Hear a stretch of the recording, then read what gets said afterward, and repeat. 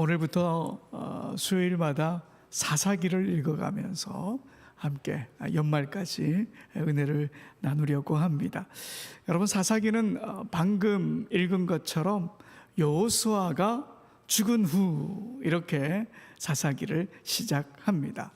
그러니까 사사기는 여호수아의 그 정복 전쟁 이후에 지파별로 가나안 땅에 정착한 이후의 일들이 기록되어 있는 거죠. 그러면 그때부터 언제까지의 일이 기록되어 있는가? 사사기 마지막 구절을 한번 볼까요? 사사기 21장 25절에 보면 그때에 이스라엘에 왕이 없으므로 사람이 각기 자기의 소견에 옳은 대로 행하였더라. 아멘. 여러분, 여기서 이스라엘의 왕이 다스리는 왕정국가가 아니다, 이 사실이 여기서 밝혀지죠. 여러분, 이 구절은 사사기에서 몇 번 등장을 하죠. 그래서 여러 의미를 갖고 있는 구절입니다. 하지만 문자적으로 봤을 때는 이스라엘에게 왕이 없는데 왕이 필요하다, 그런 의미로 충분히 받아들일 수 있는 그런 구절이죠. 그래서 이 사사시대는 어떤 시대였냐면 이스라엘 민족이 가나안 땅에 정착한 후부터 왕이 세워지기 전까지의 이스라엘 역사를 다루고 있다, 이렇게 보시면 되겠죠. 그리고 그 기간이 얼마 되느냐, 학자들마다 조금 다릅니다. 340년에서 한 410년 정도가 되지 않나. 그래서 통상 한 사사시대도 400년 정도 된다, 그렇게 우리가 추측을 하고 있습니다. 이 시기에 하나님께서 이스라엘의 지도자로 사사를 하나님께서 세우셨지요. 이 사사로 번역되어 있는 히브리 단어는 쇼페트라고 하는 단어입니다. 이 단어가 어디서 나왔느냐 하니까 샤파트라고 하는 동사인데요, 심판하다, 또 판결하다, 정당함을 입증하다, 이런 뜻이에요. 그래서 쇼펫, 사사라고 하는 말은 1차적으로 재판관을 뜻하는 말입니다. 하지만 사사기를 이렇게 읽어보면 사사기에 등장하는 사사들은 재판만 하는 사람이든가요? 그렇지 않죠. 막 전쟁을 하는 사람으로, 전쟁을 지휘하는 사람으로 그려져 있죠. 그래서 성경에 나오는 이 사사는 어떤 사람이냐? 이스라엘에 왕이 없을 때에 이스라엘 공동체를 이끌었던 지도자인데 재판도 하고 다스리기도 하고 전쟁을 직접 지휘했던 그런 사람입니다. 그리고 하나님께서 그 사사들을 통해 일하셨던 거죠. 그런데 여러분, 사사기는 이런 사사들의 이야기를 통해 우리에게 들려주고 싶은 메시지가 있습니다. 바로 우리 인간이 어떤 존재인지를 우리가 이 사사기를 보면서 깨닫게 되는 것이죠. 미국의 대표적인 기독교 철학자이면서 켈빈 칼리지에서 30여 년 동안 학생들을 가르친 니콜라스 월트 스토프라고 하는 교수가 성경을 이렇게 말합니다. 성경은 허위를 벗겨내는 폭로자이다. 성경은 허위를 벗겨내는 폭로자이다. 여러분, 허위를 벗겨낸다, 무슨 말일까요? 우리 인간의 겉모습을 다 벗겨낸다는 거예요. 그래서 인간이 무엇인지, 또 죄가 무엇인지, 현실이 무엇인지, 세상이 무엇인지 성경이 아주 정확하게 말해주고 있다, 이 말이죠. 그래서 성경보다 더 적나라하게 인간의 허위를 벗겨내는 책은 없다, 이렇게 교수님이 지적을 합니다. 그런데 여러분, 사사기를 읽어보면 정말 인간의 허위가 다 벗겨지는구나, 그것을 알 수 있습니다. 인간의 한계, 또 우리의 비겁함, 변덕스러움, 배신, 음모, 추악함, 그리고 죄의 무거움, 여러분, 이 모든 게 사사기에 기록되어 있습니다. 참 가슴 아픈 것은 한 번만 기록되어 있는 게 아니에요. 이게 계속 반복적으로 계속 기록되어 있다 하는 게 문제겠죠. 그래서 어떤 분들은 사사기를 읽기 싫다 그럽니다. 왜 그럴까요? 자신의 적나라함이 다 드러나기 때문에 이거 또 이러네 그러면서 자신의 적나라함도 드러나게 되니까, 우리의 부끄러운 모습이 성경을 통해 낱낱이 다 드러나니까 사사기가 부담이 된다라고 하는 분들도 계시더라고요. 한국교회의 원로이신 박영선 목사님께서 사사기에 대해서 이런 말씀을 하셨어요. 사사기는 이스라엘 역사의 비극적 시대를 증언한다. 하나님을 외면할 때 어떤 삶이 펼쳐지는지 그 역사적 진실을 말하고 있다. 여러분, 분명히 사사기에서 인간의 허위가 다 드러난다고 그랬잖아요. 인간의 허위가 드러나니까 죄 가운데 있는 인간이 얼마나 비극적인 삶을 사는지를 보여주고 있다, 이 말이겠지요. 그리고 하나님을 외면할 때에 정말 비극적인 삶이다, 이걸 역사적으로 보여주는 책이 사사기다, 이 말입니다. 그런데 여러분, 안심하십시오. 그럼에도 불구하고 이 사사기에는 인간의 허위가 벗겨짐에도 불구하고 하나님께서 구원을 베풀어 주시는 그 사건도 많이 기록되어 있다 하는 것입니다. 이스라엘의 악함과 배신, 거기에도 불구하고 하나님께서 정죄하실 때도 있고 심판하실 때도 있지만 하나님의 구원하심과 하나님의 그 놀라운 은총이 기록되어 있는 책이 사사기예요.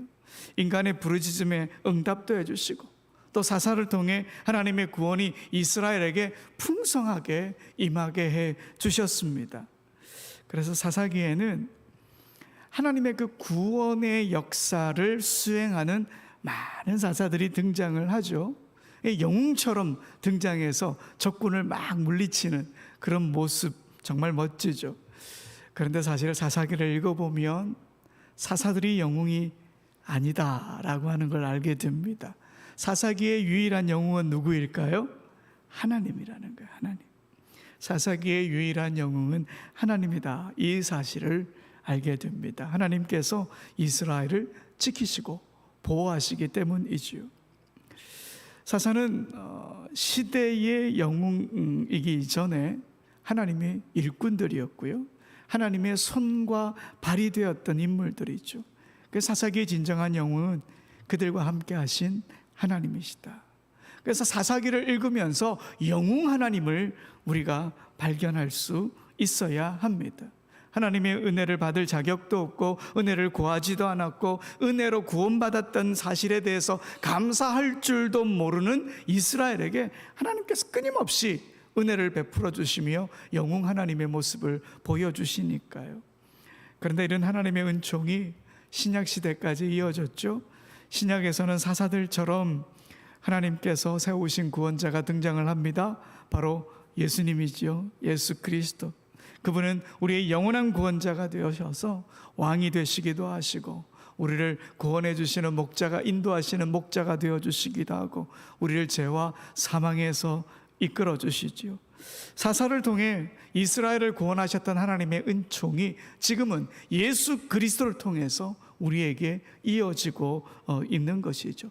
그러면서 사사를 보면서 영웅 하나님을 발견하게 되고, 또 사사를 보면서 우리 예수님을 발견할 수 있어야 하는 것이죠. 오늘 우리가 사사기 1장을 7절까지밖에 읽지를 않았는데 사사기 1장 전체를 한번 봅시다. 사사기 1장 전체에 보니까 1절부터 7절까지는 유다와 시므온 지파가 아도니베섹을 잡는, 방금 읽었던 본문이 그 본문이죠. 또 8절에서 10절까지 보면 유다 지파가 예루살렘과 헤브론을 점령을 합니다. 그리고 11절부터 15절에 보니까 온니엘이 드비를 치는 이야기가 기록되어 있습니다. 그리고 16절부터 21절까지는 유다와 베냐민 지파의 승리가 기록되어 있고요, 22절부터 26절까지는 에브라임과 므낫세 지파가 베델을 치는 그런 내용이 기록되어 있습니다. 이렇게만 딱 보면 가나안 땅을 정복하고 있는 이스라엘의 모습이 참 멋져 보이지요. 하지만 여러분, 우리는 사사기 1장을 딱 펼치면서 실망하는 부분들도 분명히 있지요. 가나안에 살고 있던 이들을 다 쫓아내지 못했다. 하나님은 다 쫓아내라고 이스라엘에게 명령했지만 이스라엘은 그걸 다 실행해내지 못합니다. 여러분 오늘 보면 19절 한번 같이 읽어볼까요? 시작. 여호와께서 유다와 함께 계셨으므로 그가 산지 주민을 쫓아내었으나 골짜기의 주민들은 철병거가 있으므로 그들을 쫓아내지 못하였으며. 그럼 21절도 함께 읽어봅시다. 시작. 베냐민 자손은 에브라임에 거주하는 여부스 족속을 쫓아내지 못하였으므로 여부스 족속이 베냐민 자손과 함께 오늘까지 예루살렘에 거주하니라. 분명히 19절 21절을 보면 쫓아내지 못한 사람들에 대한 이야기가 나오죠. 그런데 27절부터는요 아주 노골적으로 쫓아내지 못한 사람들 그 족속들을 쭉 열거해 놓고 있습니다. 여러분 27절부터 33절까지 한번 읽어봅시다. 우리 교독을 합시다. 제가 먼저 읽을게요. 므낫세가 베스안과 그에 딸린 마을들의 주민과 다낙과 그에 딸린 마을들의 주민과 돌과 그에 딸린 마을들의 주민과 이블라함과 그에 딸린 마을들의 주민과 무깃도와 그에 딸린 마을들의 주민들을 쫓아내지 못하며 가나안 족속이 결심하고 그 땅에 거주하였더니.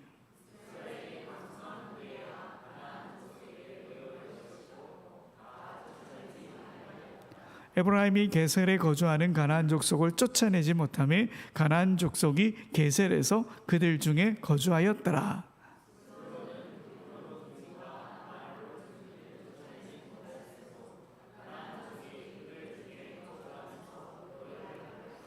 아셀이 악고 주민과 시돈 주민과 알랍과 악십과 헬바와 아빅과 르홉 주민을 쫓아내지 못하고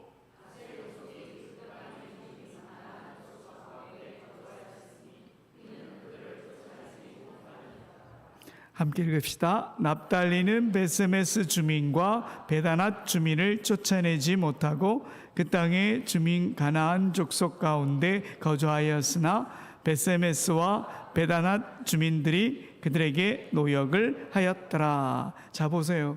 노골적으로 쫓아내지 못하였다가 계속되고 있지 않습니까? 그들은 힘이 없어서 쫓아내지 못했을까요? 무슨 이유에서 쫓아내지 못했을까요? 오늘 19절을 보면요 유다 자손이 나오는데요, 그들은 정복전쟁 당시에 어떤 지파보다 용맹하게 전쟁을 앞장서서 치러냈던 지파 중에 한 지파입니다. 그리고 19절 보면 하나님께서 그들과 함께 해주셨다 분명히 기록하고 있습니다. 그런데도 그들은 철병거에 정신이 팔려서 골짜기의 주민들을 쫓아내지 못합니다. 철병거예요. 당시에 그 땅은 철기 문명이 들어왔나 보죠. 가나안 땅에 들어올 때는 청동기 문명이었으니까 우리는 철병거를 이겨낼 수 없다, 그렇게 생각했는지도 모르겠습니다. 여러분 철병거에 대한 두려움은요 우리가 몇 달 전에 읽었던 여호수아서에 이미 한번 나왔던 이야기죠. 여호수아 17장에 보면 우리가 그때도 분명히 철병거 때문에 힘들어하는 이들에 대한 이야기를 읽었습니다. 에브라임과 므낫세 지파가 여호수아를 찾아와요.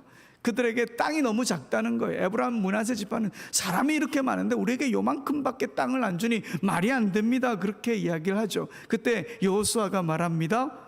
브리스 족속과 르바임 족속에 살고 있는 살림 지역으로 가서 어떻게 스스로 개척하라, 이렇게 이야기를 해요.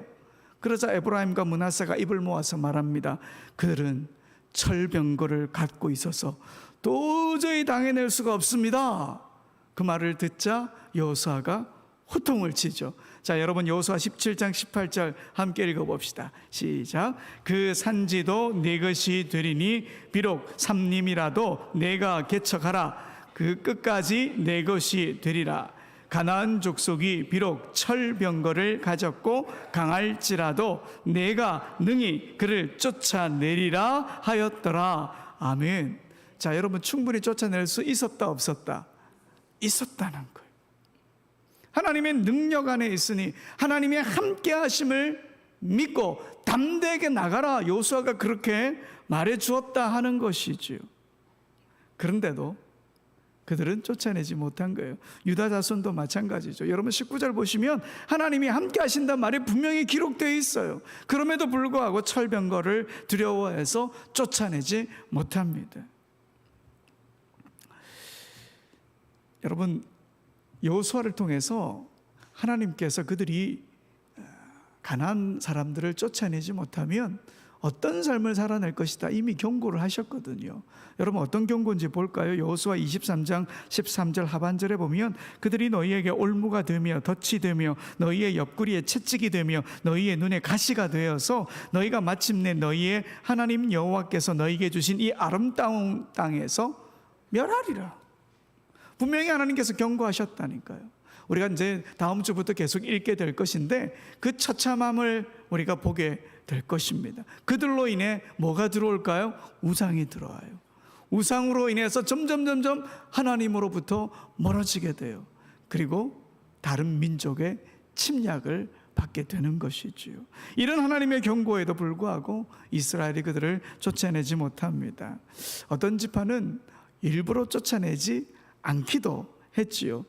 그들을 노예로 부려먹으려고 말이죠. 오랫동안 하나님의 경고를 무시했던 이들이 힘겨운 삶을 살아내야 했습니다. 유다 자손뿐 아니라 가나안에 정착한 대부분의 지파들이 이런 삶을 살았던 거죠. 그런데 여러분 이런 이스라엘 모습을 보면서 우리가 이런 말을 할지도 모르겠습니다. 야, 이스라엘이 왜 그 모양인지 모르겠다. 여러분 우리가 함부로 그들을 정죄할 수가 없습니다. 왜요? 이게 우리의 모습이니까. 이게 우리의 모습이에요. 우리도 하나님의 약속의 말씀을 붙잡기보다는 세상이 건네는 두려움 앞에 항복하고요, 세상에 끌려다닐 때가 더 많기 때문이지요. 적당히 세상과 타협하기도 합니다. 적당히 내 욕심과 욕망과 타협하기도 합니다. 적당히 내 판단이 옳다 믿고 그렇게 따라가기도 합니다. 뭐 핑계 댈 게 한두 가지겠습니까?